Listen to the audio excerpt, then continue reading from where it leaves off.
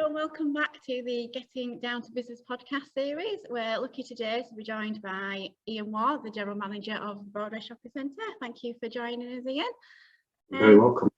Obviously, we're getting up to this time of year now where we're looking at Christmas trading. Last year, the Christmas trading season was obviously very different to the usual format due to the restrictions and pending lockdown 3, I think we were going into. How different will Christmas be this year? Well, I think we're obviously all open, even if it's for sort of the family get-togethers and everything else. Is that it's massively different. I mean, you've already commented on it, but this time last week, footfall was around 6,000 or 7,000 people a day for essential retail because we were in a lockdown, and obviously, that's significantly different at the moment, and has still got some way to go to where we were in 2019. So even though trade has kicked off phenomenally well. And you can see the hype in the city centre and obviously across the shopping centre and, even across the district. There is a long way to go with, kind of where we need to be and how we need to actually drive forward. I mean, I think the big thing for everybody with what you're hearing, the latest information on the news is we need to keep each other safe still. I don't think that message has changed. I think where people can wear face coverings, they still should be wearing face coverings. And we should be doing all we can while sort of trading to ensure that everybody has a very safe and a family-led Christmas. Yeah, absolutely. The Broadway obviously had some huge events recently with the Festive Light Switch On, the Retail Leisure and Hospitality Awards. How did that weekend go and how did it compare to sort of pre-pandemic figures of 2019? Yeah, well, I think first of all, we're all still recovering. We've always been one. I think we can probably all vouch for that. It was a hell of a weekend. It's interesting because I don't think people kind of realise with that type of events for the weekend that, obviously the bid support and the city centre supports is that, there's a lot of planning that goes into. That's not something that happens overnight. That's like 3, 4, 5 months work of working with different partners across the city centre to deliver what you hope is a great experience for everybody coming into the city centre. I mean, the weekend itself was phenomenally successful. There is no two ways about it. I think if you're just purely measuring on footfall levels, then we were very much online with where 2019 goes, which from our point of view was massively positive. But I think then when you have the additionality and of what the bid put on in the, with the firework display in City Park, which, was absolutely phenomenal for the ones that saw it. I think from our point of view, it was just good to see the mall bustling with people that were, specifically coming to watch all the celebrities and the events that we put on. And we are kind of hoping that, with the lights now on and the city centre in, in a really clean and safe position, that it drives a really successful December period. I think the caveat to it all is that, to get back to 2019 numbers, that will need probably a 15-20% increase in footfall in December compared to where we are now. So it's a significant increase. But I also think we also have to, still keep remembering that there are still a lot of businesses that are kind of working from home. So the actual numbers in the city centre of people working in businesses that might be popping in once, twice, or even 3 times a day, they aren't there at the moment. But I think what we have to do is make sure for things like the Sparkling Bradford Winter campaign and the work that, the Broadway and the bid are doing is that we're creating a city centre where people want to actually come and see what's going on. Yeah, absolutely.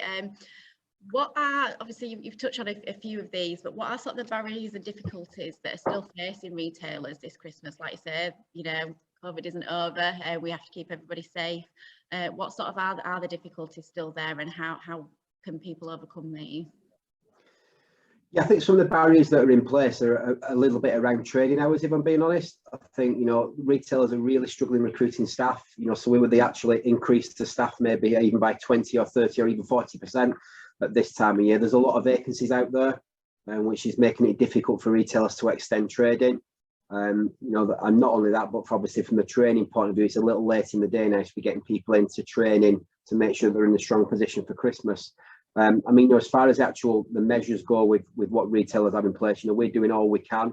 We have just extended till 8 o'clock at night. I think we've still probably got about 20% of retailers that haven't got to 8 o'clock, but hopefully with, Black Friday coming at the end of this week, that everybody will realise that trading later. And I think the other thing from a trading later point of view is that if you trade later, it can give customers a reason to come if the trading hours are extended, where maybe it's not as busy at 7 or 8 o'clock at night, but it might be during the day. So there are a lot of barriers that we still need to get over about. We've got events going on every weekend, just like the bid have got events going on in the city centre, and it's kind of marrying it all together, so we're in a stronger position for the final 2 weeks build up. I mean, those 2 weeks, retailers call this quarter the golden quarter, and it's as plain and simple as that. The money that retailers put in the till in the next 6 weeks, 5 or 6 weeks, is what keeps them going for the early part of next year when sales aren't as strong.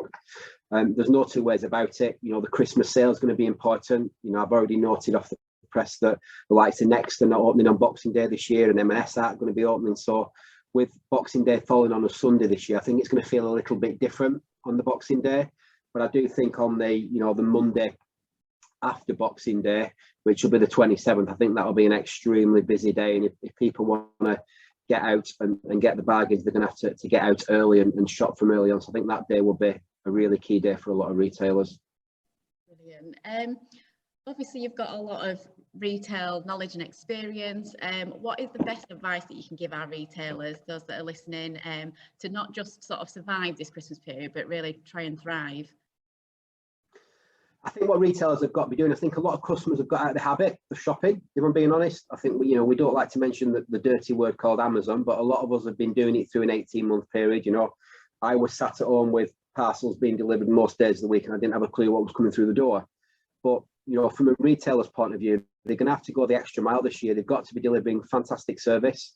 They've got to be coming up with, we call it add the sparkle in the Broadway, about what you're doing is that extra little bit to create the wow factor. Retailers need to be looking at the window displays and how they're enticing people in. They need to be looking at what offers they can do, and actually looking at how they will entice the customer in through maybe how the windows look, maybe how they set up the Christmas displays. And even again, and we've already covered it, but trading times are important. If you can give people a reason to come to you because you're trading a little bit longer or you're opening a little bit earlier, then it certainly will put them in a strong position. I think there's no two ways about it. We have to still remember that we are still in the thick of COVID. There is still a lot of cases coming out each day. There is a high volume of people that are losing their lives, and retailers need to do it safely, but we have to continue. We cannot afford to go in another lockdown on the high street. So it's massively important that whatever retailers are doing, that one, they're doing it safely, but they're enticing customers in, because the most important thing for retailers at this time of year is that the tills keep ringing. Yes, I completely agree. Thank you for joining us, Ian. That was a really useful insight. Please join us again. Our next Getting Down to Business podcast will be in January, when we come back after the Christmas period. So stay safe this Christmas, and we'll see you again then. Thank you, Ian. Thank you. Take care. Have a good Christmas, everybody. Bye-bye. Bye-bye.